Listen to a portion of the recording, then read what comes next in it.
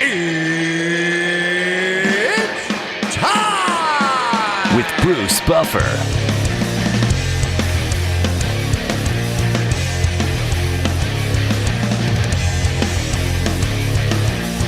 And now, it's time for the voice of mixed martial arts. We are live! It's Bruce Buffer. Bruce Buffer. It's time. From the shores of Malibu where the waves are pumping, to the Great Wall of China and back to the streets of Las Vegas where the UFC is coming.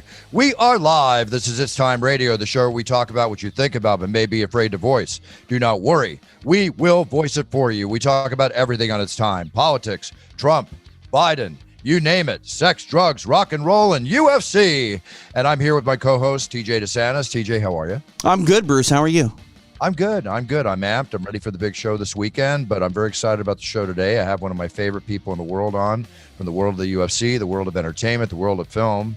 So right now, it's time to bring on the former UFC middleweight champion, the former Cage Rage light heavyweight champion, and the Ultimate Fighter 3 light heavyweight tournament winner, none other than the Count, Michael Bisping. Michael, how are you? Bruce, that is how you do an introduction. Oh, my word. I mean, I do a podcast and we say, hey, guys, how are you? You knock it out of the park each and every single time.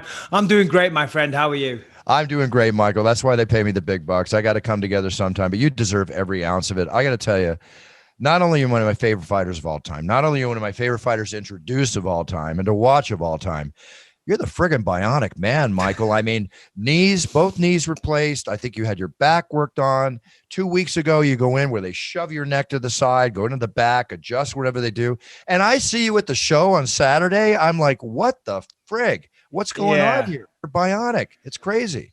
Yeah, well, I mean, I guess you know, all those years training and whatnot, they do take their toll. I mean, I have zero regrets, but, you know, a lifelong martial artist, a lifelong fighter, you know, these things happen. To be honest, the injuries come from the training really more so than the actual fights. The fights compared to the training that you go through is pretty easy. But yeah, you know, so I got the fake eye, I got the fake knees, and now I got a fake neck still recovering. And a lot of people, as you said, were like, what are you doing back to work so early? But I'll be honest, I was very, very nervous going into that surgery, you know, because as you said, they come through the front of the neck, push my throat to the side, take a disc out, put it in a titanium plate, 4 screws. I mean, that sounds gruesome, but it was pretty easy, to be honest. Yeah. So the recovery, first few days was a little groggy, having to take a bunch of pills and whatnot. But yeah, now I'm good. Now the only problem now is that I'm doing too much, and I'm sure I should still be taking it easy. But I just finished a good workout in the garage.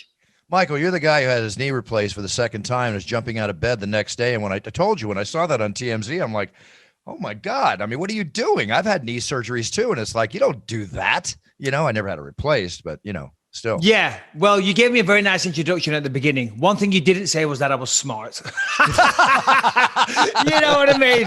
Listen, I'm my own worst enemy sometimes. I know for a fact I was driving my doctors crazy because I put some things on Instagram and they're like, what are you doing? You got to take it easy, Michael. And then I'm like, oh, damn, I forgot my doctors follow me.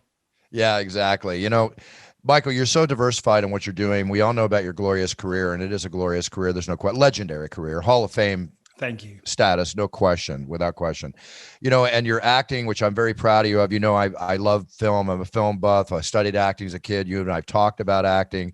And I've told you from the beginning that my opinion of you is that just like, you know, the Vinnies of this world and other, but I think even more so, you have a wider range. I really think you're a character actor's dream. When people hire you for a film, they hire you because, sure, you're Michael Bisping, but you can come out of the box of Michael Bisping and be more, whether it's a great villain, whether it's, you know, something else. Now, you just got done, or you completed The Journeyman, right? No. So and thank you, by the way, Bruce. I really appreciate those words. The Journeyman hasn't started production yet. It hasn't started. Okay. It's still in pre-production. I just finished filming, shooting Never Back Down, Revolt. We shot that one in London. Always great to be working on those type of projects. Of course, very blessed to get any kind of acting work because it's such a competitive industry. Yeah. But that job was freezing cold. It was miserable. I went back to London for 3 weeks, and of course, always nice to be home. But my word, the cold weather, I've gone soft living in California. Let me tell you that I was 7 a.m. till 9 o'clock at night, long days in like this basement covered in ice and snow. Yeah, it was cold, but a great time. Yeah, thank you. Coming from the world of every joint in your body being abused, how does it feel when you go from the warm California air to the cold air, considering what you're going through? Yeah, to be honest, the joints weren't too bad. Do you know what I mean? I literally have gone soft. It's just feeling the cold in general was too much for me. But no, it was great. And the acting side of thing it's going okay. It's tough. It's tough. So I do a lot of auditions. As soon as I finish this today, I've got an audition. I'm pretty confident about this role, though. It's playing an English MMA guy that has cauliflower ears. And it's for a HBO. It's for a HBO show. My agent's like, this. He should not even have to do a tape. This is your guy. So, but fingers crossed. But yeah, no, it's fun. Now I'm not fighting anymore. The actual, it kind of settles those competitive urges that I have because I don't compete anymore. But going in and doing auditions, it's another type of competition. So yeah, I do really enjoy it.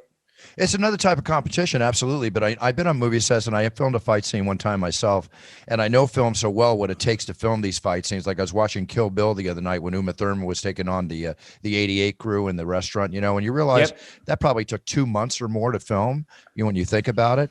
But when you go through the rehearsals, like who's your co-stars in this film that you were just in? In that one there, hold on, my mind's gone blank. Who's the... No one you would have really heard of, to be honest. A lot of fantastic ladies in there. Obviously, this movie's about lady and female empowerment. Never Back Down, Revolt. I played the bad guy. I'm a sex trafficker. I've kidnapped all these women. Wonderful. Eventually, yeah, always a nice guy, Bruce. Maybe one day I'll be a good guy. But yeah, so a lot of up and coming talent in that one. But, when you film fight scenes, I think you'll attest to the fact, and I've talked to fighters that have been involved, like fighters have told me, like Boss Rutan, he said he got hurt more doing wrestling in Japan, and Goldberg told me the same thing, than anything else they did, right? And then you go into the rehearsal and the fight scenes, it's very physical, and a lot of fighters have a hard time adapting to fight scenes in film because you're not really fighting. You got to pull the punches and the angles and all. Has that been an easy transition for you? And in some of the fight scenes you've been in, would you call it work when you're doing that rehearsal? Oh, absolutely. Yeah. And to your point, excuse me, I just downed the protein shake right before we started. It's kind of repeating on me a little bit, so I do apologize. Yeah, no, absolutely. So when I first started, working in film, the fight choreographers were always very wary of me, and they always kind of babied me like, Michael, this is very different. And I'm like, yes, I know. I'm not trying to knock the person out. I get it. But yeah, no, there is definitely an art to learning how to fight on film, making it look real without actually hurting them, So that's going to be priority number one, that you don't hurt anybody. And to your point, definitely is a workout. I did Warrior last year, which is a Bruce Lee show. Yeah. And in one of the fight scenes, I run up this big, tall guy and I do like a triangle on him, but I'm on his shoulders. And when I saw the little stuntman, when I got to Cape Town in South Africa, they're like, okay, here's what you're going to do. And I'm watching the scene. I'm like, okay, this is bait. And then the guy runs up this guy's shoulders and has a triangle by the guy standing there. I'm like, you really think I'm going to be able to do that? And anyway, they showed me how to do it. And I was able to do it eventually with a lot of practice. But to your point, it is hard work. And that was part of the reason I had to have my second knee replacement, because I tore something in my knee running up him and rehearsing it, So, wow. Yeah, no, it definitely is hard work. It's like you look at films like John Wick 3 with Halle Berry and Keanu Reeves, which that move you mentioned, they both do repeatedly throughout the film. But just the work that goes into that. I have a lot of respect for actors. Actors act, sure. It's like Dana said, all actors want to be fighters, all fighters want to be actors. But when you get down to the nitty-gritty of making a film like that, not easy. And you get hurt. That's why they have... That's why they have stuntmen. No, that's why they have stuntmen. That's why they have stuntmen. Yeah, absolutely. I remember, because obviously I only have one eye, and And a fine eye it is. Oh, it's a good one, Bruce. But so my depth perception isn't what it is, right? So I remember a good friend of mine, Noel Clark. He's a pretty big deal in the UK, very well-known actor, producer, and director. And he gave me, I was playing like the lead bad guy, some Russian called Sergio in his movie. And in this one scene, we walk in, and I've got some like henchmen, if you will, and he beats them all up, and then he comes to me. And all it is very simple. He throws one punch, and I move out the way, and I grab his hand, and I just go, boom, and I give him a right hook. So we rehearse it. We do it many times. Yep, easy, got it. But when we did it for real, I wanted it to look good. And remember, my eye had only just happened, and the depth perception wasn't what it is, and I've learned how to adjust. But anyway, I wanted it to look good. So he comes, and I catch his hand and go, woof, and I swing it, and I just felt only ever so slightly, just a little ding. I just kind of clipped him a little bit. And anyway, he goes down, and I'm like, no. And anyway, he lies on the floor, and he doesn't move, and he just goes, because he couldn't move his jaw. Do you know what I mean? And I'm like, oh my God, if this guy's jaw's broken, the entire movie's down. He's the star, he's the director, and he's the producer. I'm like, oh my word. But he was fine. And in fact, he was happy that happened, because for the next 2-3 years, all he did was go around telling everybody that he took one of my best shots, and, continued working that day, which isn't the reality. But yeah, it's a lot of fun. I enjoy this business. He's basically bragging to everybody how when he makes movies, he puts realism into his movies. Is what he's telling. Exactly. Yeah. When in the world of film, again, what you're saying now and the progression and evolution of your career since we started talking about that's a fighter. I love that. Progression of your career, you're working consistently. What I predicted or what I saw is happening. You as a character actor, being the type of actor that you are, because I've seen pretty much every film that you've been in, I search them out when they happen. And you've got that character actor quality. And that's like guys like my buddy Ray Liotta, one of the finest characters walking around, John C. Reilly, who I did Holmes and Watson with, that has expanded his career into many different things. Character actors work forever, right? Where stars can come and go. It's really funny how this happens. So you're putting it together, you're doing you're pounding the boards, you're doing the auditions, you're doing the work, and it's paying off, Michael. I've been in this game a long time in the entertainment industry, and I'm telling you, you're going to be working consistently forever. Okay. Well, thank you, Bruce. That's very, very kind. And you know what? I'll never forget. It was 2006, June, I want to say 26, 2006. I just won the Ultimate Fighter, and you came over and you said some very, very nice words, Bruce. And you said, you're going to have a great career. You've got a bright future, Michael. You got a great personality. You got some star quality. You said some very, very nice things that I'll never forget. And it was very, very kind of you, Bruce. I was a young, 25-year-old kid. It was my first time in America. Everything was so new, and it was a great experience. And as I say, I'll never forget the words you said to me. So thank you, Bruce. I appreciate them. Well meant. And just absolutely well meant. And it's been a pleasure with our friendship growing over the years and watching your career grow, your family, your beautiful family, the whole 9 yards. So all the respect in the world. Thank you so much, Michael. I appreciate those kind words, which is another reason why when I set out on my path to create Puncher's Chance, this was created. Thank you, Michael. Plug alert. Plug alert. I know. but the reason this was created, and the reason I got involved and put everything into this that I have, is because of people like you, Michael.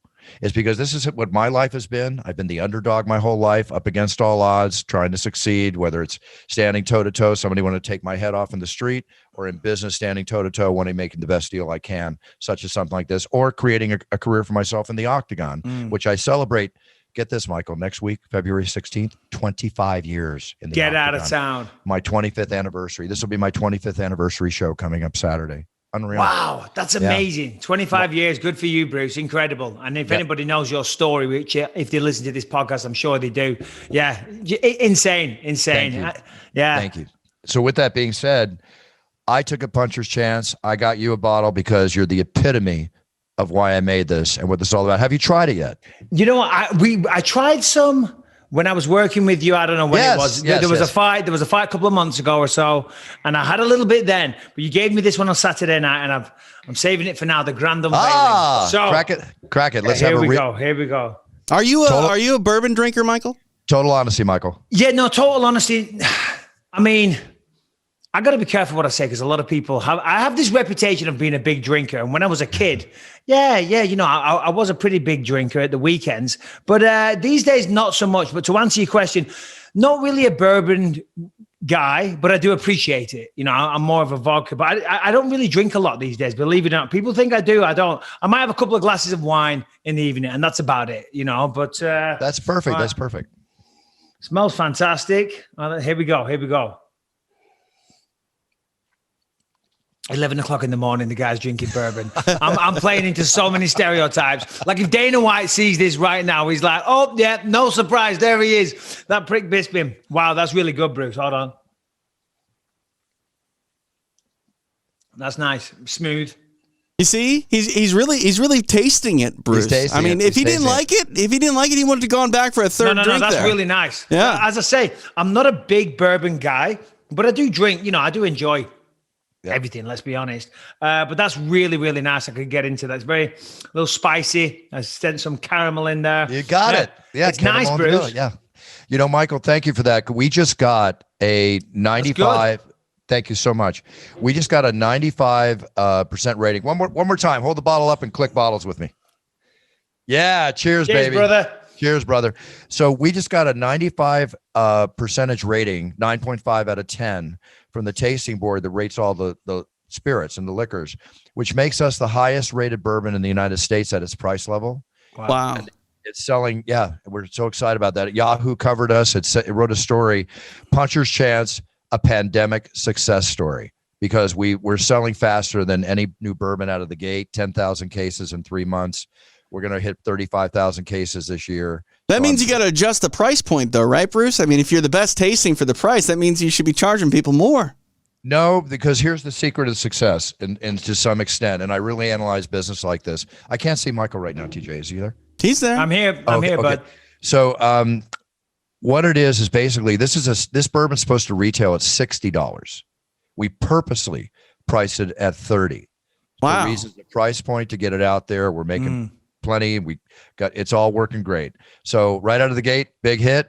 Very excited. And Michael, I'll have a big thing for you.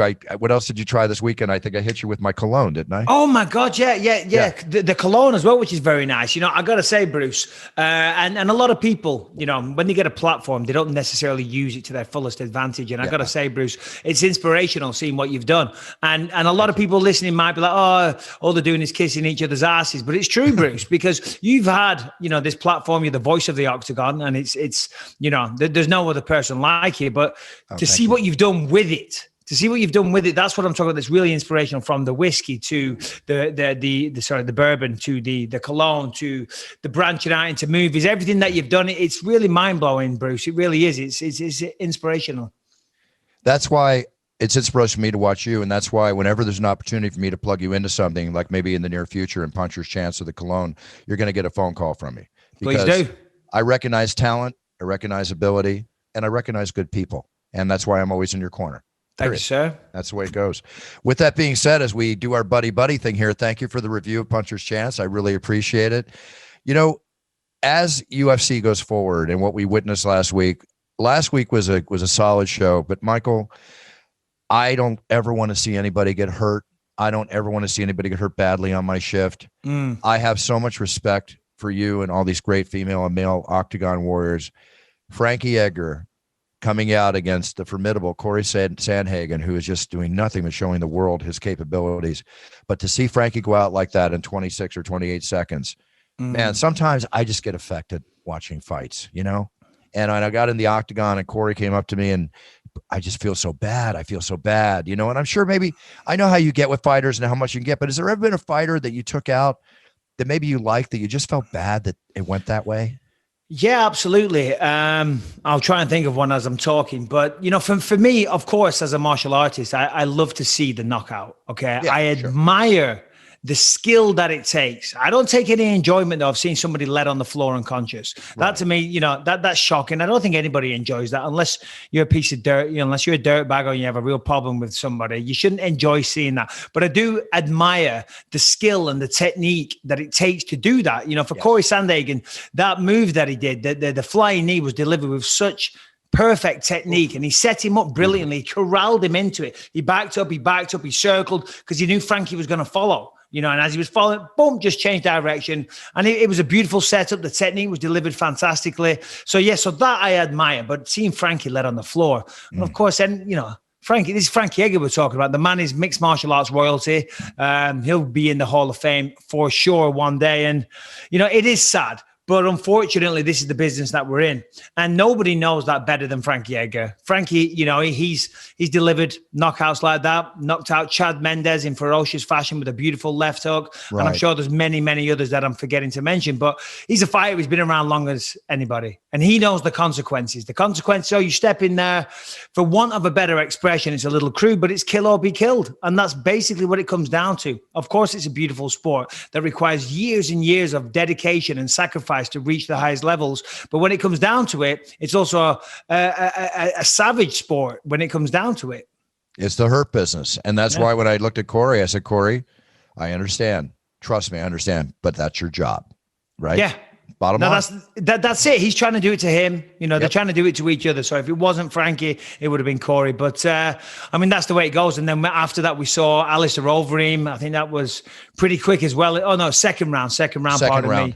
He took a pretty, one-sided beating from Volkov there. And again, Alistair Overeem, again, a true legend of the game. And wouldn't surprise me, even though he wasn't a champion, wouldn't surprise me if we see him in the Hall of Fame. If you look at the body of work that he had all the way back in the early days of Pride and fighting in the Dutch scene in Holland, and then now in the UFC, he was the K1 Grand Prix champion. The man is a true legend of the sport. And yes, he was trying to reinvent himself. He evolved. He was utilizing a lot more movement. But unfortunately, you can't beat the clock. You can't outrun Father Time. And that's what's happening. People get older and people slow down. Like, look at Frankie Edgar. Frankie fights at 135 now. He's been around for a long time. Yeah. Guys, maybe my weight class, light heavyweight, they don't rely on speed and instincts. That's the main thing. But the lighter weight classes, they rely on instinct, reflexes. They're going to be able to get out the way, get in and out, move fast, because they're all like lightning down there at those lighter weight classes. And as you get older, the first thing to go, unfortunately, is the speed. Yes. And I think a few years ago, Frankie, that fight could have been different. But unfortunately, for Alistair and for Frankie, they're getting on. Absolutely. And, it was 2003 at Bumbaye in Kobe, Japan for Antonio Inoki. I announced that event for him in front of like 45,000 people. And back then, Overeem was walking in at 205 pounds with a hammer on his shoulder. Right. Yeah. What an evolutionary process this fighter's gone through. And he's definitely Hall of Fame. But man, when Volkov hit him, I felt every single punch he got hit with, because you know what it's like to get hit by a long arm man like that with that kind of power. It's staggering, Yeah, the taller they are, like I used to train with this one guy, and he was very, very tall, and he was skinny. He was very skinny. And you think, this guy's going to pack no power. And by the way, I'm not saying Volkov's skinny, because he's anything but skinny. The man, he's all legs. He's gigantic. Yeah. But the tall guys and the very, very long, they got a lot of leverage, so they generate a lot of power. And that left hook that put Alistair down was an absolutely sickening blow. And then he followed it up. But again, Alistair, just like Frankie Edgar, he knows the score. He knows what this is about. He's a veteran of the fight game. And unfortunately, you win some, you lose some. When you start your career, you got to win them all, because if you want to be somebody. But then eventually, if you stick around long enough and you're fighting the best guys in the world, like we do in the UFC, you're going to get beat here and there, So it is the way it is. You mentioned Sandhagen feeling bad about what happened to Frankie, and it reminded me of that time that Bisping felt so terrible after what he did to Luke Rockhold. Like, he was so remorseful. I was so remorseful. You know what, to be honest, poor old Luke, because it gets brought up all the time, because we had a little thing. The only thing was afterwards, I walked into the press conference, and as I walked in to the press conference, very cocky, because the guy talked so much crap going into it, and I had a beer in my hand, and I'm walking in, I'm celebrating, and I'm hearing him. He's on the microphone, and he's literally saying, I'm going to kill Michael Bisping. I will destroy him. He's a terrible fighter compared to me. So when I walked in and heard that, I'm like, excuse me, did I hear this correctly? I just knocked you out, pal. So it kind of went from there. But Luke's a decent guy. I'm sure he is. If I meet him in any other kind of circumstance, I'm sure we'd hit it off greatly. I always say, DC, Daniel Cormier, is a great guy who I have a tremendous amount of respect for. And if Daniel Cormier has him as one of his close friends, then I'm sure he's a good guy. The problem is we meet under these circumstances. We're competitors, we're fighters. People clash. That's just the way it goes. Well said. Well put. Just on that Rockhold fight, I just want to say that I think, I hate to say that I feel good about the fact that it worked out the way for you that it did, Michael, because I don't know, impartial or something like that. But when I think about your career prior to that Rockhold fight, I think about the idea that people were constantly sort of sizing up your career as the large part of it was in the past leading up to that fight, that we're wondering what Michael Bisping would be remembered as. Is Michael Bisping a Hall of Famer up to this point? You got that Rockhold victory, and I think it actually got you a lot of credit with fans and media members alike that you had already deserved prior to that fight, but I'm happy that you got it on paper so that you are, the bona fide Hall of Famer that you are. Do you feel like that fight was needed to sort of cement your legacy in this sport, even though maybe you've already done enough to get the same sort of adulation that you got after that fight? Yeah, no, you bring up a good point, and I definitely see where you're coming from, and I kind of agree with what you're saying. I had a great career. I fought hard. I fought a lot of great people, but the writing on the wall was always Michael can win a lot of fights, but he never wins the big one. So that's why going into the Anderson Silva fight, for me, that was the biggest fight of my life at the time, and I treated that like my world title fight. I was so disciplined for that training camp. I mean, when you're training for a fight, sometimes now and again you'll have a cheeky glass of wine in the evening, maybe a bowl of ice cream here and there.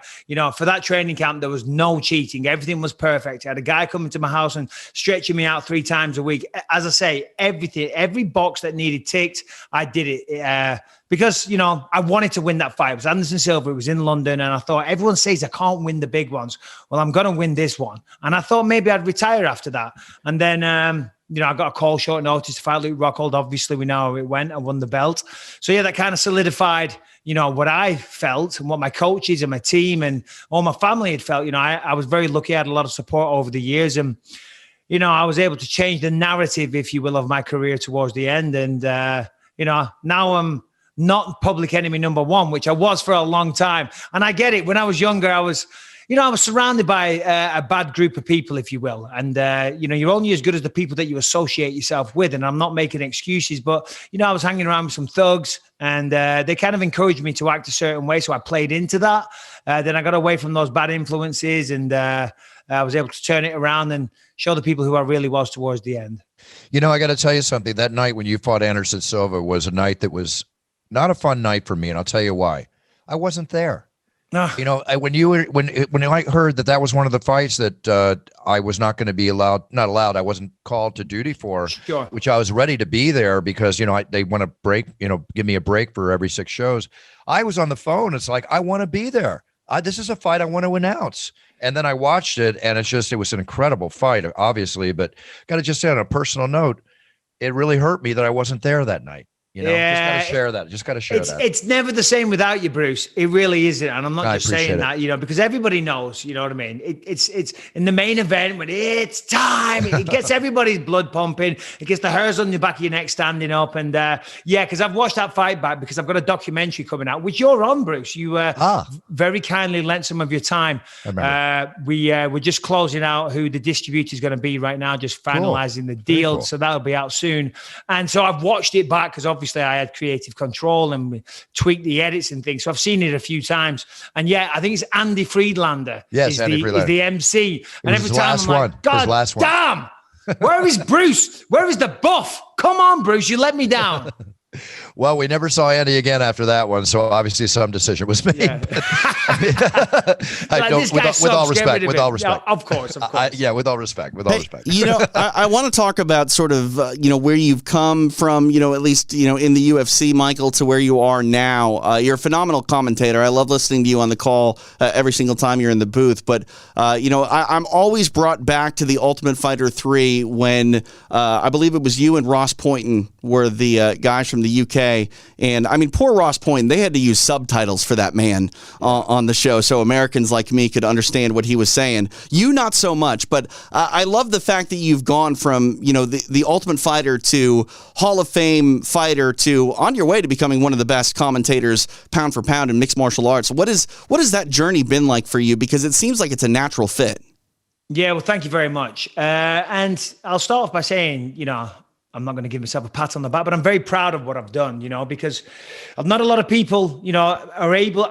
So I was on The Ultimate Fighter, and there was another contestant on there called Tate Fletcher. You probably know who that is. Right. He does a lot of acting work these days. And I remember Tate Fletcher saying to me there, and it was some very good words. He said to me, Michael, and I'd never met the guy before. It was like the first day there. And he said to me, Michael, we've all been given a grape here on this show. I'm like, you've been given a grape? He said, yeah, we've been given a grape. And it's up to us what we do with that grape. He said, some of us might go and make wine. And no, he said, some of us might just eat the grape or throw it away or whatever. Others will take that grape and go and make wine. He said, it's up to you what you want to do with that grape. And okay, you kind of see the analogy that he's making. And to your point, I was subtitled when I first got on the Ultimate Fighter. They did subtitle me, and now I'm actually commentating the fights. And it's funny because a lot of people now in England, I get a lot of shit.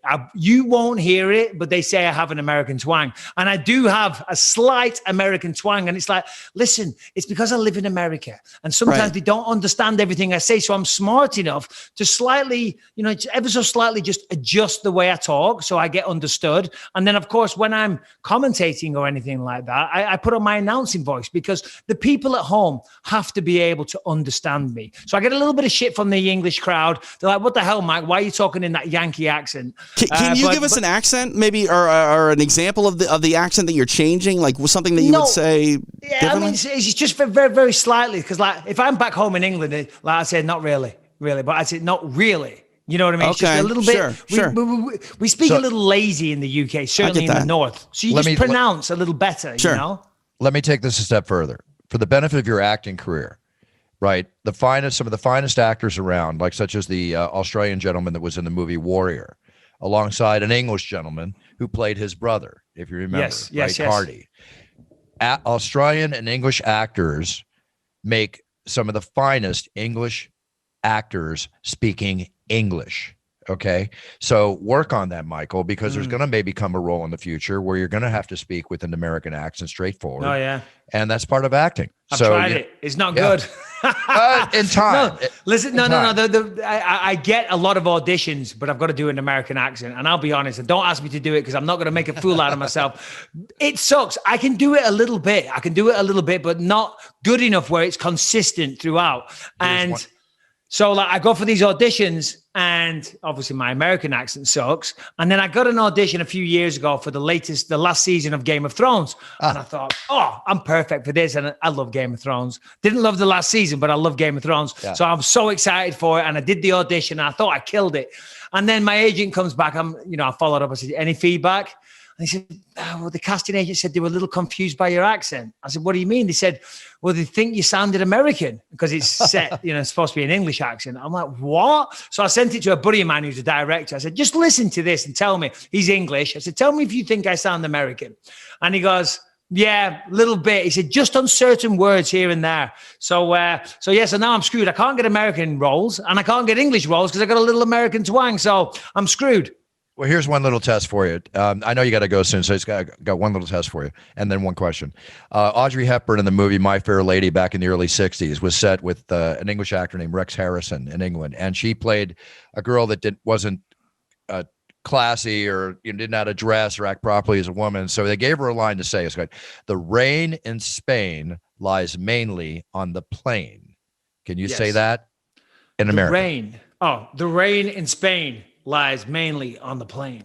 That's fine. See, there you go. Rain, Bruce, the fucking rain, bro. That's it. Yeah, you got it. You got it. That's good. Let's go. That was it. It's interesting you picked those words, Bruce, because I was kind of thinking, like, what is an American accent? And then I was like, okay, well, I'm from the Midwest, and if I don't watch certain words, I'll say roof instead of roof. Most people say roof. We say roof. Or if I say my dad, I sound like someone from the Midwest. So, like, I don't know what American accent you're supposed to shoot for, Michael. Are you supposed to be like a California surfer bra, or like, you know what I mean? Well, it depends on the role. I can do a Southern accent pretty good. I can do the Southern accent pretty. I find that kind of easy to do. Oh, you got to indulge us. We got to hear the Southern accent. Come on. I'm not doing it. I'm not doing it because I'm just going to get ridiculed. But I can do that pretty good. And I did some auditions for it. I almost got the part playing, But not everybody's from Tennessee or wherever. Do you know what I'm saying? They're like, well, hold on. This is the part of a stockbroker from Wall Street. Why are you speaking like you're from God knows where? Right. Deep South. Yeah. It's called research. It's called research. Exactly. Yeah. You don't know the backstory, Mr. Casting Agent. Okay. Yeah.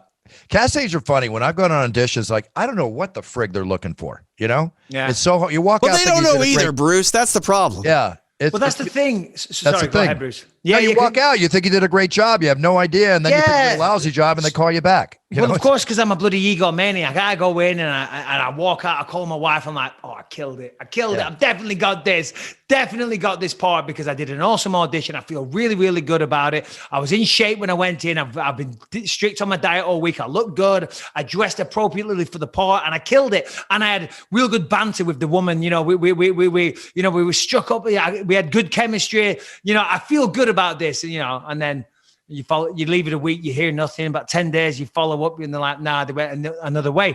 But the thing is, you're just probably not. Well, this is what I tell myself. You know what they're looking for. They have a specific thing in the mind sometimes, and you walk in and say, no, it was good, but it's not what we have in mind for the part. So you can't beat yourself up and take it personally. It's just the way it is. Got to have a thick skin. If you can't handle rejection, you should not be pounding the pavement as an actor. It's part of the game. For sure. Michael, I'm going to let you go. I know you got a lot to do and everything. Is there anything you want to tell the audience as far as your podcast, anything coming? Go ahead, plug it away. Yeah, not really. People know where to find me on social media, but the podcast, Believe You Me, check that out if you like. But Bruce, this is all about you and your show, TJ as well, of course. I appreciate Punch's Chance. I hope it absolutely kills it. It is delicious. Of course, everybody watching knows I'm not going to come on here and go, oh God, that's bad, right? But let me tell you, and I'm honest, this is true. I'm not the biggest bourbon guy, but that is really, really nice. It's very, very nice stuff. So I do thoroughly recommend it. Best of luck with everything that you're doing. Of course, TJ and the podcast. And that's about it. I'll let you go. Thank you, Michael. A total honor. It always is. Total pleasure, my friend. Right. Thank You're you the man, much. Bruce. You're the man. TJ, take care. Look after yourself. All the best. I'll see you Saturday. Saturday at 2:15. I won't be there this week, but I'll be calling the next 2 weeks in a row. So the 20th and the 27th. I'll see you on the 27th. You take care, Michael. All the best to you. Big cheers. No fears. Are you saying I got to put up with Joe Martinez? Yeah, I didn't say come on, Bruce. Oh, God. Blow my brains out now, please. Oh, my gosh. Oh, my gosh. I'm going to go. Take care. See you, Mike. Hit me up anytime. Take all the best. God bless. Cheers, Michael. It's time to begin! Who am I kidding? I'll let him do it.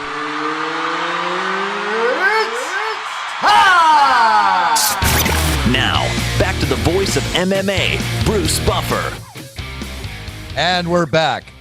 I got to tell you, TJ, always a pleasure talking to Michael, working with Michael, having a drink with Michael, but having him on the podcast is a whole nother experience. He is Mr. Personality, isn't he? 100%. And I think it's a personality that largely casual MMA fans don't fully understand. And unless you're around him or can listen to him on his podcast or appearances like this, it's hard to really understand Michael Bisping, the person, compared to Michael Bisping, the commentator, and Michael Bisping, the athlete. And I feel like you're missing a big layer of Mike if you don't sort of see him in his more natural, laid-back environment. Yeah, I absolutely agree with you. It's just, again, watching his evolutionary process, being an actor, putting down his guns and going on, because he is one of the best commentators in the game. No question for what he does. Is it called commentator? Color man? What do you call Michael? So, I mean, both the play-by-play and the color are commentators, but he's a color commentator. Got it. Okay. Very cool. Very cool. So now with that, let's go on to some news because I want to talk about something. First off, TJ, I did mention that it is my 25th anniversary coming up, and I sent you over. Take a look at the lining. King and Bay. I don't even know what it's going to look like. They're making me a special jacket. I'm picking it up today that I'll be wearing on Saturday, and that's the lining, if you can see in what I sent you there. Oh, yeah. I got it here. Yeah. Wow. So, that's awesome, Bruce. It's caricatures of every city. Many cities I've debuted a jacket in, the city it was in, the jacket I wore. And what we're going to do at King and Bay this year is every pay-per-view this year, they're going to be making and designing a special jacket. So I'll have a special jacket for every single pay-per-view this year, amongst, some other items. Mm-hmm. But that will be the lining for every jacket, being that it's my 25th year in the octagon. And at the same time, we're making special handkerchiefs, or pocket squares as they call them, which will be just like that. So we're going to be selling them and donating partial proceeds to cancer research charity. And you'll see that I'll be announcing it on my Instagram. And that handkerchief at 125, we're going to talk collectibles here in a second. That is going to be worth 3-4 times that much, probably by next year. Oh, 100%. This is, truly one of a kind piece. Yeah, and I'll, probably be signing and whatever the case might be. So keep an eye out. I have my special jacket. I'm so excited. It's such an honor for me to say I was in the octagon. I've been in the octagon for 25 years announcing these incredible warriors. It means so much to me as a personal achievement. And I'm excited. Going to blow it out of the water. Before we blow it out of the water, the boss got busted. Bruce Springsteen got busted for a DUI. That's unfortunate. Yeah, it's unfortunate. I know it's obviously he'll get through it and everything. Hopefully nobody was hurt. It was just reckless driving, consuming alcohol, and being a little, they claim, he was very cooperative throughout the arrest, as I'm sure he was, because he's like one of the nicest individuals in the world. But, people, this is just a lesson. Don't drink and drive. You can have 2 drinks, and believe me, you're over the 8-point limit, 7, right. Whatever it is. Yeah, no, you got to realize how easy it is. And the police are only doing their job. If you're drinking away from home, period, yeah, have a ride lined up. There's no reason not to. No reason not to. Uber, whatever. Just be careful. We hear it about all the time. Look what happened to the Kansas City coach. His son, now there's a 5-year-old child. I understand, a young boy, possible brain damage in the hospital, potential pills and drink involved. You don't want to go through one of these situations, folks. And speaking of the Super Bowl, Brady is definitely the greatest of all time. I just bought one of his boxes of Topps cards, the original box that has his original rookie card in it, because it's just going gangbusters. We're going to talk collectibles here in a second. And with that being said, what can I say? I went the wrong way. I took Kansas City -2.5, and I told myself never bet against Brady. I was just going by all the stats. And I knew as soon as I turned on the game and they said, oh, well, the 2 starting tackles for Kansas City are not playing the game. And I'm like, there's a nice 5 figures down the drain. But also I kicked myself because Brady paid me a great compliment, and I've said he's nothing but the greatest of all time forever. Why did I swing my bet and bet against Brady in his legendary run for the greatest quarterback of all time? He wouldn't bet against you. That's all I'm saying. I know. I ate it. And what can I do? I'm the one that had to write the check, so it's all okay. It's all good. Congratulations, Tom Brady. Congratulations on the Tampa Bay Buccaneers. It's amazing a quarterback comes in the very first year he's with the team that usually takes 2 to 3 years to develop, takes him to the Super Bowl. Proof he is the greatest of all time. Now, TJ... He's not as awesome as his first cousin. That's all I'm going to say. Help me out. You don't know who his first cousin is? You work with him.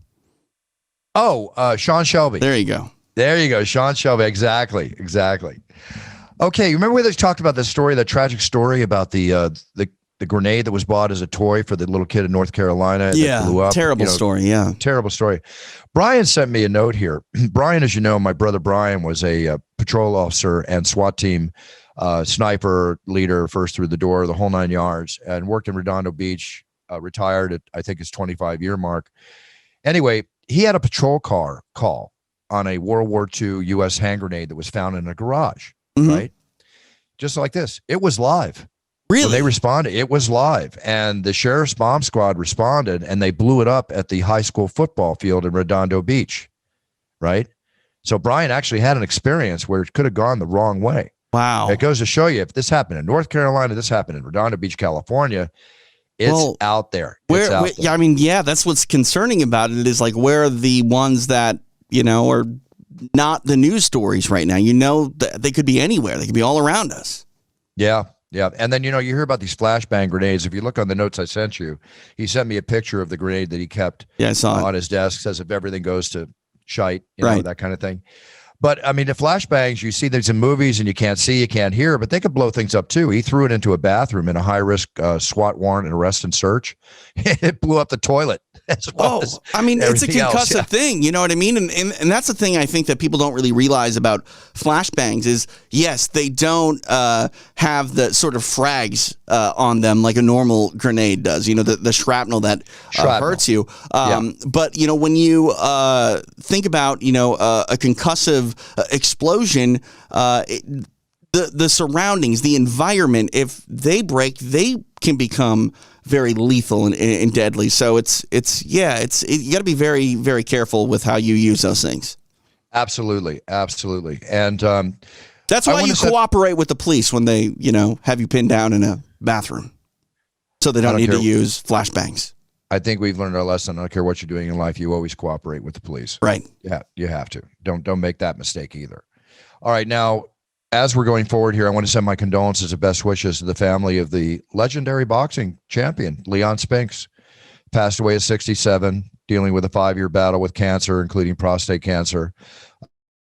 I remember seeing Leon. I met him many times over the years and watched him fight, of course, live many times. But the fact of the matter is Leon was suffering physically and mentally for a number of years. I remember seeing him at a UFC back in the early days.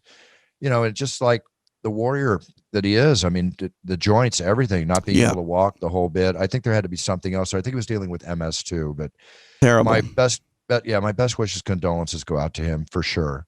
Most definitely. The Mavericks, not to sway away. It's always hard to talk about something and then switch stories, but the Dallas Mavericks stopped playing the national anthem on the words of team owner Mark Cuban. No reason was given. They haven't played a game in front of any fans until this Monday, and they welcomed like 1,500 vaccinated essential workers, but they didn't play the national anthem. I wonder why. Can you? I mean, I'm not opposed to not playing the national anthem. It seems odd to play it and then all of a sudden stop. But I mean, I don't know. I personally, I don't. This is the issue. We're at a very sensitive time with everything right now. So, if this happened 20 years ago, I don't know if it's a news story. You know what I mean? But it could be something as simple as, look, we're in the midst of a pandemic and we don't want to have people close to one another any longer than we really need to. So let's get you in the building. Let's play the basketball game. Let's get you out the building. But at the same time, it does feel like if you do something and then all of a sudden you stop, that there's more to it, that there is a sort of statement. We may be guilty of reading into it too much, Bruce, but I don't know. Yeah, I don't want to read into it because I have a lot of respect for Mark Cuban. I almost love to see him run for president someday, but at the same time, he just has that kind of mentality. But I don't think not playing the national anthem is a statement. I don't. Unless they say we're not playing the national anthem because of X, Y, and Z, then it's a statement. Until then, I'm just not going to read into it. I agree with you. All right. With that being said, let's go on to the collectible talk. I did something, TJ, before we end the show, I want to go over this with everybody. Brian, of course, is the master at collecting, and I consider myself very adept also, as I have for collecting for 45 years, my life, all the stuff I've collected. The sports memorabilia we've discussed on the show is going crazy. So I'm doing a test. 1987 wax pack, right? It's the second year of the Michael Jordan rookie card. Okay. So I went ahead and I have bought wax packs and I'm going to watch them grow and we're going to see how they're going. I paid $375 for this pack just 2 weeks ago. It's now selling for close to $750 in 2 weeks. Wait, we're going to what? Yeah, it's crazy. Did that double then? It doubled. It doubled in a week. 2 weeks, maybe 2.5, 2 weeks. Because God. The furor to collecting 87, 86, 87, 88, and even 90, 89 Fleer wax packs with the Jordan rookie second, third, fourth years in them. They just sold a Jordan 10, PSA rated 10 card. It just sold for like $600,000+ TJ. I pulled one of these cards out of a 1986 Fleer wax pack. I told you in 1992, I paid $20 for it. And I sold the card rated probably 8 or 9 for $1,100 12 years ago. Okay. I was going to buy a box of those 86 Fleer cards, seriously considered 4 months ago for $70,000. Remember I told you about that? Right. I remember. I could have bought that box for $200 back then. That box sold 2 weeks ago for $130,000 or $140,000. Bruce, please do not sell this new wax pack.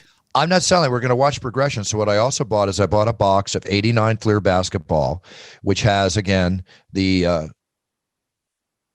fourth year rookie Jordan card, amongst others in it too. I paid $1,575 for the box, right? Mm-hmm. It's already selling for over I just bought this yesterday, but it's already selling on eBay for 2,000 plus. Wait, do you even have it in hand yet? It's already being shipped. It's being shipped. So in the matter of time that you've made the purchase to the point where you actually get it in hand, it's gone up in value.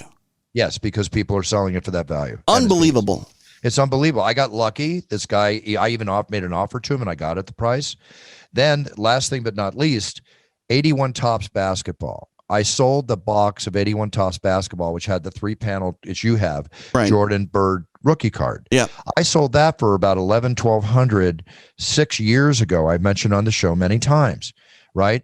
It sold for $4,000. Then it sold for $8,000. TJ, it just sold for $50,000. That box, $50,000. So what I did is Is this bubble going to pop?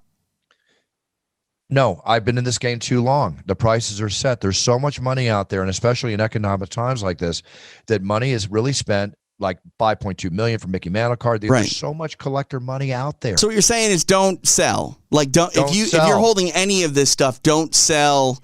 Like, is there a price point that you sell? Like, what's the strategy? The strategy is hold on to it unless it's like real estate. Hold on to it unless you have to sell it. Unless you want to make a different investment or something happens and you need the money. Right. They're gold bricks, TJ. They sell. I'm not talking prices on, it's worth this, but nobody's buying. I'm talking prices that it's worth this and people are buying. Right. One last thing. 1981 Topps I just mentioned to you. Now I'm buying the wax packs. I bought about 6 of them in the last week, and I got them for around $399 each. TJ, they're already selling for over $700. Again, I've almost doubled my money. That can't sustain. That growth cannot sustain. That's why we're going to keep track of these 3 items on the show. And I will tell you, as like the Mickey Mantle card I talk about that I paid $450 for, that sold for $8, that sold for $11, sold for $25. Yeah. There's 5 days left of bidding, and the bidding on it now is at $3,500. That's insane. Already going up 100% this year too, but people are buying it. So we're going to keep track of all this. A little test. I understand. These are basically modern day cards. These are not old cards. I understand that the market dictates the price, but that market's got to slow down at some point. You would think it would because it's sped up, but here's the thing: The Last Dance with Michael Jordan, the special, invigorated this. That's the X factor.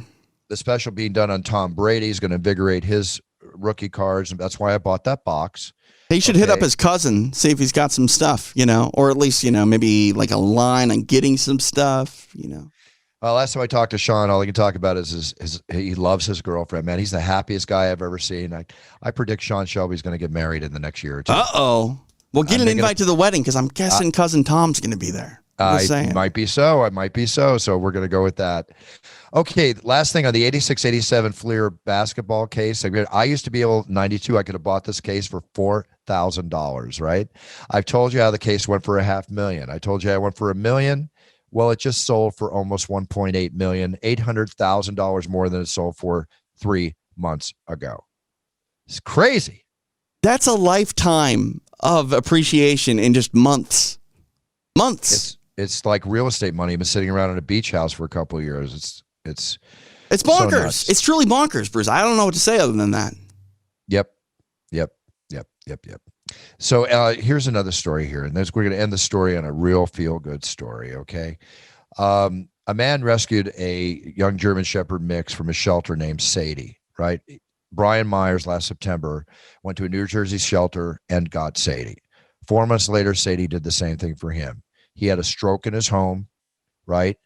She sat by his side, by his face, crying for him. She knew he was in distress, right? Myers grabbed a hold of Sadie's collar. She grabbed him across the floor to where his cell phone was. Okay? Wow. He was able to make the call. Wow. Right? That's unbelievable. That's unbelievable.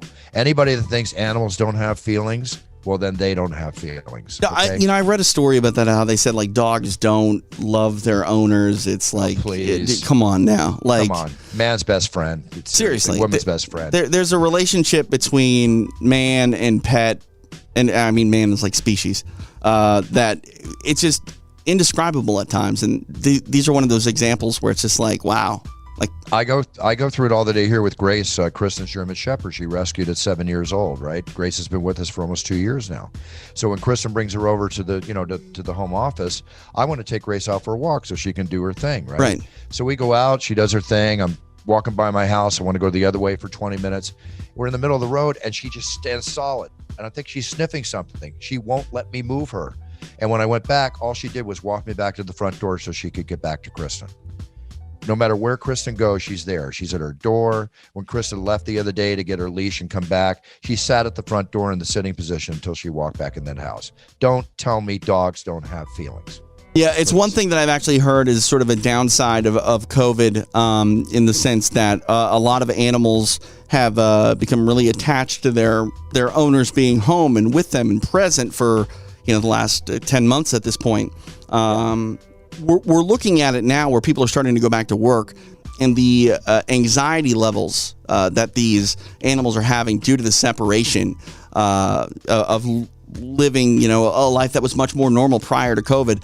It's really torturous and tedious on these animals. So, it's kind of a bum out, but it's been a fantastic year if you're a dog. If you love being around your owner, you probably can't get enough of them. And COVID's definitely provided that for the pets.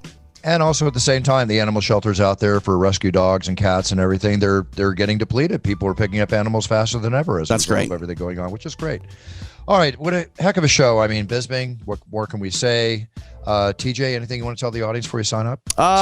Yeah, just check out Extra Rounds. It's on UFC Fight Pass. Myself, Dean Thomas, Ray Longo, Pearl Gonzalez, always talking about the latest ongoings with the UFC. We'll be live immediately following the conclusion of UFC 258 this Saturday night. Kamaru Usman taking on Gilbert Burns. Welterweight Championship is on the line. You can tune in live on the UFC Fight Pass Facebook page, or as I mentioned, anytime you can get the archive over on Fight Pass. And I will be in the octagon roaring the names of all these great warriors in a very special 25th anniversary King and Bay jacket, which I may wait to put on until the main pay-per-view event. But I haven't seen it yet, and I hope you all see it, and I hope you all like it. So there we go. Thank you, King and Bay. All right, TJ, thanks. Excellent show today. Everybody, thank you again. I'm doing a lot of Valentine's Day cameo messages and videos and audios coming in through brucebuffer.com for Valentine's Day. It doesn't matter if they come in Saturday, the day of the show. I promise you I will complete all of them in time for your Valentine's Day on Sunday. I wish everybody a wonderful Valentine's Day for those loving couples out there as you walk down the aisle of love forever. And again, thank you for Puncher's Chance, which is selling like hotcakes out of the gate, fastest growing and selling young bourbon in America today. We're very, very excited. So with that being said, I've set my goals. I've written them down because when I step on that path, I always try to be the best I can be. And I hope that you do the same, because then you're winning. Have a great week, everybody. Thank you so much. I'll see you from the Octagon on Saturday, 25th anniversary. God, I'm so honored to be able to say that. Oh, I thought you were going to say old. And a little older to be able to say that too, because people say I grew up watching you. Well, hey, you're stuck with me for another 10 years or so. Love it or hate it, love it or leave it. I'll see you from the Octagon. Have a great week. Buffer out. It's Time with Bruce Buffer is a TJ DeSantis production and is property of Buffer Enterprises Incorporated. Its content is intended for private use only.